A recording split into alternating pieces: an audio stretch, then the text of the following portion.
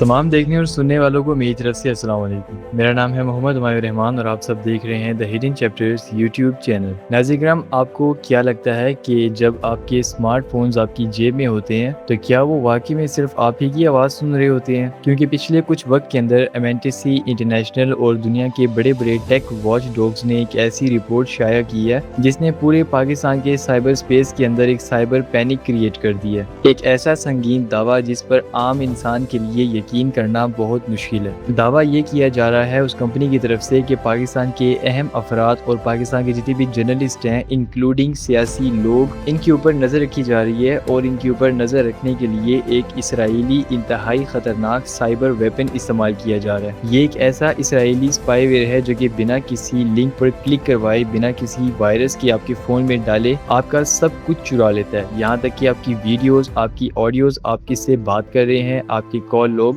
और तमाम चीज़ें। लेकिन इस पूरी कहानी का सच क्या है? क्या वाकई में हमारी गवर्नमेंट इस टेक को खरीद रही है इसराइल से? आइए देखते हैं आज की इस वीडियो के अंदर, क्योंकि आज की टाइम में इंटरनेट के ऊपर बहुत ही ज़्यादा कॉन्ट्रडिक्शंस देखी जा रही हैं। कुछ लोग इस बात को एक्सेप्ट कर रहे हैं और कुछ लोग इस बात को एक्सेप्ट नहीं कर रहे। लिहाजा आज की वीडियो में आपको मैं कुछ प्रूफ्स आपके सामने रखूंगा ताकि आप उनके मुताबिक खुद ही फैसला कर लें कि क्या हमारी गवर्नमेंट ने इस टूल को इसराइल से बाय किया है या फिर नहीं किया। क्योंकि अगर पाकिस्तान के और इसराइल के ताल्लुकात की बात की जाए तो फिर पाकिस्तान और इसराइल दोनों संगीन दुश्मन है। यहाँ तक कि पाकिस्तान के पासपोर्ट के ऊपर भी साफ लिखा गया है कि ये पासपोर्ट सिवाय इसराइल के दुनिया के तमाम ममालिक में कारामद है। तो इतनी ज़्यादा संगीन दुश्मनी के बावजूद ऐसे क्या हालात पैदा हुए कि हमें इसराइल से ऐसा टैक्स खरीदना पड़ा? क्योंकि अगर हमने इसराइल से कोई भी ऐसी चीज़ खरीदी तो फिर इसका टैक्स इनडायरेक्टली इसराइल को ही जाएगा, जो कि ऑब्वियसली फ़लस्तीन और हमास और गजा इन जैसे इलाकों के ऊपर मिसाइल्स और बम के अंदर यूज़ होगा। नाज़रीन, सर्विलेंस की दुनिया के अंदर पेगासस स्पाईवेयर का नाम तो आपने सुना होगा, जिसने कुछ साल पहले पूरी दुनिया के अंदर तबाही मचाई थी और बहुत सारे पासवर्ड्स को लीक कर दिया था। लेकिन इस वक्त एक नया वेपन मार्केट के अंदर आया है और उसका नाम है द प्रेडेटर। इसे बनाने वाली कंपनी का नाम है इंटेलेक्सा, जो कि एक इसराइली मिलिट्री कंपनी है और इंटेलिजेंस का हिस्सा भी है। और ये कोई ऐसा वायरस नहीं है जिसकी लिंक पर आपको क्लिक करना पड़ता है या फिर आपको कोई OTP कोड सेंड करना पड़ता है फिर जाके आपके फोन के ऊपर एक्ट करता है, बल्कि ये एक ऐसा वायरस है जो कि एक हाईली टारगेटेड कमर्शियल स्पाईवेयर है, यानी कि आपको पता भी नहीं होगा और आपके फोन के अंदर इस वायरस को डाल दिया जाएगा। इसका साफ साफ मतलब ये है कि अगर एक मरतबा ये वायरस आपके फोन के अंदर इंटर हो जाए तो फिर जो हैकर्स होंगे या जो बंदा आपके ऊपर नजर रखना चाहता है उसका आपके फोन का कंप्लीट कंट्रोल मिल जाएगा। आपका माइक्रोफोन, आपका कैमरा,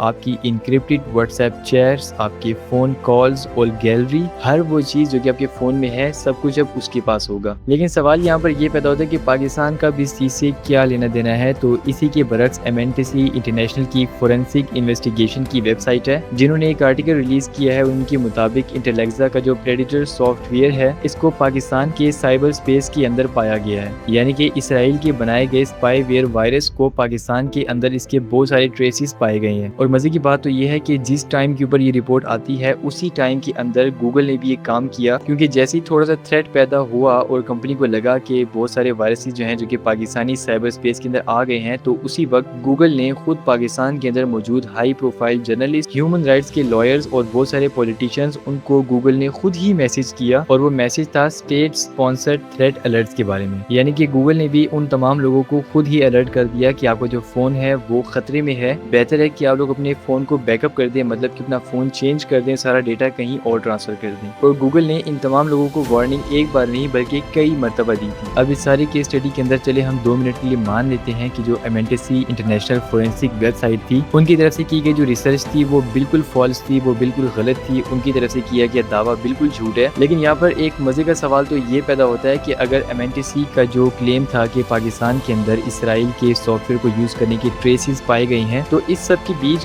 गूगल ने उन तमाम लोगों को वो सारे सिक्योरिटी अलर्ट्स के मैसेजेस क्यों किए? क्योंकि सॉफ्टवेयर तो था ही नहीं, तो फिर ये मैसेज कहाँ से आए और गूगल ने डिटेक्ट कैसे किया कि उन लोगों के ऊपर नजर रखी जा रही है? और यहीं पर एक बहुत ही बड़ा टेक्निकल सवाल और भी पैदा होता है कि पाकिस्तान की तो इसराइल के साथ डिप्लोमेटिक रिलेशंस तो इतने अच्छे हैं नहीं, तो फिर ये टेक्नोलॉजी आई कहाँ से? और यहीं पर आती है थर्ड पार्टी प्रॉक्सीज की गेम, यानी कि पाकिस्तान ने इस वायरस को इस तरीके से खरीदा है कि इसको डिटेक्ट ना किया जाए, यानी कि फेक कंपनीज या फिर डमी कंपनीज के जरिए। अगर आपको नहीं पता कि थर्ड पार्टी प्रॉक्सीज क्या होती हैं तो आपको मैं इतना समझा दूं कि थर्ड पार्टी प्रॉक्सीज एक ऐसी चीज का नाम है कि मान लें पाकिस्तान के किसी नेशन के साथ ताल्लुकात बहुत ही ज़रा ख़राब हैं, जैसे कि इसराइल, और पाकिस्तान इसराइल के साथ कोई ना कोई चीज़ خریدنا چاہتا ہے اور دونوں ملک راضی ہیں، لیکن ڈپلومیٹک پریشر کی وجہ سے وہ دونوں اس چیز کا ایکسچینج نہیں کر سکتے، تو اس کیس کے اندر ایک فیک ڈمی کمپنی بنائی جائے گی جس کے ذریعے پاکستان جو وہ پروڈکٹ ہوگا وہ اس کمپنی سے بائی کرے گا، اور اس کمپنی کا تعلق کسی بھی ملک سے نہیں ہوگا کیونکہ وہ ایک پراکسی کمپنی ہے جو کہ اپنے بائر اور اپنے سیلر کی جو آئیڈینٹی ہوتی ہے اس کو چھپا کے رکھتی ہے۔ اب ہوگا یہ کہ پاکستان انڈائریکٹلی اس کمپنی سے اس سافٹ ویئر کو خریدے گا جو کہ اسرائیل کی طرف سے بھیجا گیا ہے، جو پاکستان کے پیسے ہوں گے، یعنی کہ جو پروڈکٹ کی پرائس ہے وہ انڈائریکٹلی اسرائیل کو جائے گی، لیکن اس سارے معاملے کے اندر جو خریدنے والے کے اور بیچنے والے کا جو نام ہوگا وہ منظر عام کے اوپر نہیں آئے گا۔ اس کو آپ بالکل ایسے سمجھ سکتے ہیں جیسے کہ آج ہی ٹائم کے اندر بہت سارے پولیٹیشین سوئس بینک کا انتخاب کرتے ہیں، کیونکہ جو سوئس بینک ہے اس کی یہ پالیسی ہے کہ وہ اپنے کسٹمرز کا جتنا بھی پرائیویٹ ڈیٹا ہوتا ہے وہ باہر لیک نہیں کرتا، اور اسی لیے بہت سارے پولیٹیشین جو کہ منی لانڈرنگ اور کرپشن کرتے ہیں وہ اپنا سارا جو بلیک کا پیسہ ہوتا ہے وہ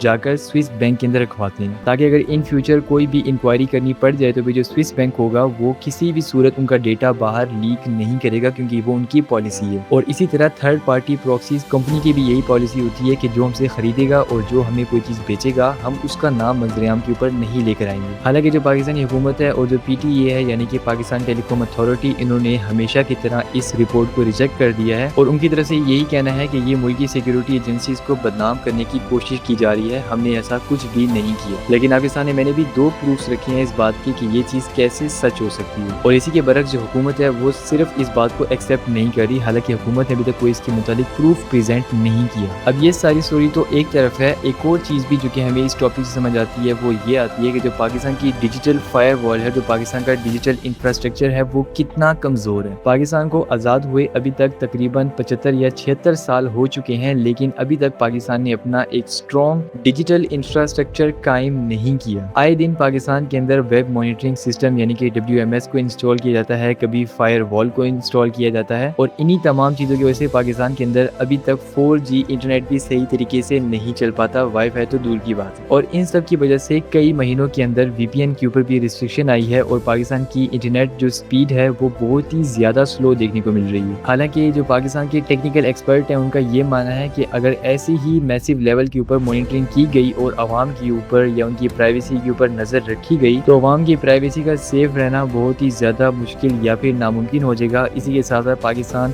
جو IT کی فیلڈ میں آگے جا رہا تھا ایک وقت میں، وہ ہمیشہ کے لیے ڈیجیٹل دور کے مقابلے میں پیچھے رہ جائے گا۔ پاکستان جو کہ کبھی IT اور فری لانسرز کا ہب ہوا کرتا تھا، آج وہی پاکستان انٹرنیٹ کی کمزوری کا شکار ہے، اور وہیں پر ڈیجیٹل سرویلنس کا ایک نیا دور شروع ہو چکا ہے۔ کیا یہ سب صرف واقعی میں ملک کی سلامتی اور سائبر سیکیورٹی کے لیے کیا جا رہا ہے، یا پھر آنے والے وقت کے اندر جو انسان کی آواز ہوگی اس کو مزید دبایا جائے گا، اور پاکستان کے اندر جو فریڈم آف اسپیچ ہوتی ہے اس کو کم سے کم کیا جائے گا؟ آپ کو کیا لگتا ہے؟ سچ جو بھی ہے کمنٹ سیکشن میں لازمی ہمارے ساتھ شیئر کیجیے گا، تاکہ آپ کی رائے سے بھی تھوڑا بہت آئیڈیا لیا جا سکے۔ لیکن ہاں، ہمیں اتنا تو اندازہ ہو گیا کہ آج کے ڈیجیٹل دور کے اندر کوئی بھی چیز سیف نہیں ہے۔ آپ کو اس بارے میں کیا خیال ہے؟ قیمتی رائے کا اظہار کمنٹ سیکشن میں لازمی کیجیے گا۔ میں آپ سے ملتا ہوں پھر کسی دن کسی اور ویڈیو میں، تب تک کے لیے اپنا خیال رکھیے گا۔ اللہ حافظ۔